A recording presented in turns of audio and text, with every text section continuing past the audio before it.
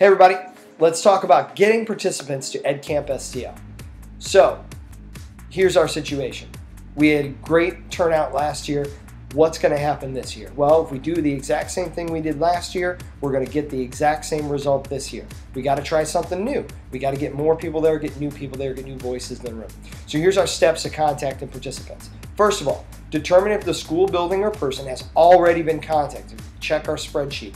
Seek out a contact person for that school. Either it might be someone you know, or maybe you go to the website.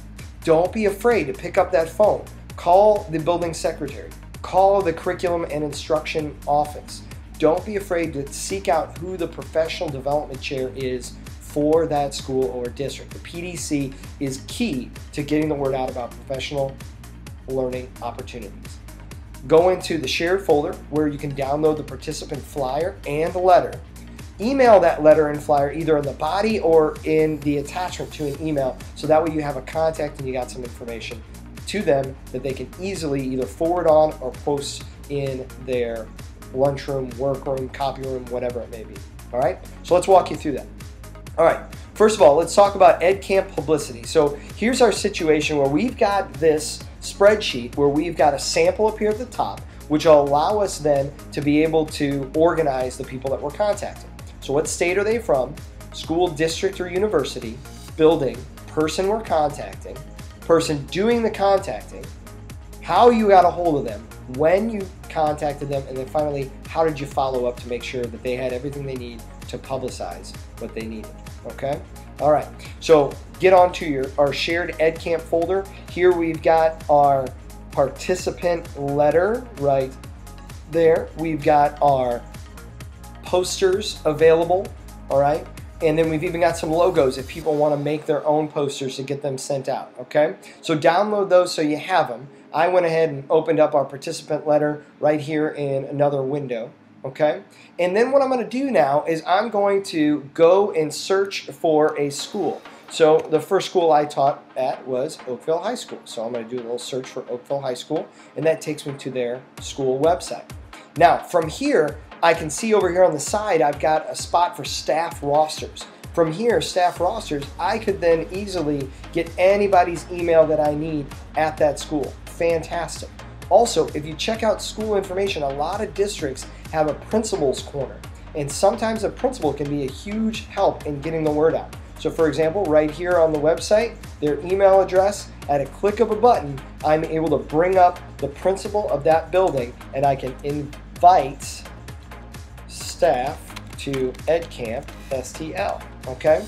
Now, a couple things I want you to think about. We're going to take this participant letter, we're going to go ahead and just do a real quick copy and paste into our email. I'm going to probably take off my stuff at the bottom and put in, whoever is sending this email message. But a couple things to keep in mind, all right? First of all, if I actually know this person, like I actually know this person who is the principal at Oakville High School, so what I would do is I would send them 2 email messages. The first one saying, hi, I just want to let you know I'm sending you this message, just giving you the heads up. When you get it, do me a favor, forward that on to your staff, okay? Then in the second one, I would keep that message sort of to this format, so that way when they can easily forward it out and they don't have your personal relationship with that person as it's being forwarded on to the entire staff or possibly even the entire district, okay? So keep in mind, try to separate those two things. Keep a form email and separate out a second email just making contact with that person, so that way they can easily forward it on and they don't have that entire conversation between you and them setting up this email communication, okay? Then after you press send, in this situation right up there, I'm going to go back to my spreadsheet and I'm going to record what I just did. So I'm going to put state Missouri, all right, and that is the Melville School District. The school building was Oakville High School. The person I contacted was Jan Kellerman. The person doing the contact was me, Chris. How did I contact? Well, I emailed her, and I'm going to go back to my email. Remember, before I sent it, I'm going to take that email address, go back to my spreadsheet, and paste that in. That way I've got it for future years. When did I send that? Well, today is 9/4, so I'm going to go ahead and send that down there. And then now I've got an opportunity to to follow up with them because I've got the email right there and I can see if there's anything more that they need to publicize as the event gets closer. Now, I do want to remind you, as this spreadsheet gets bigger and bigger and bigger, you're going to need to be able to go right up here at the top and use this little drop-down arrow.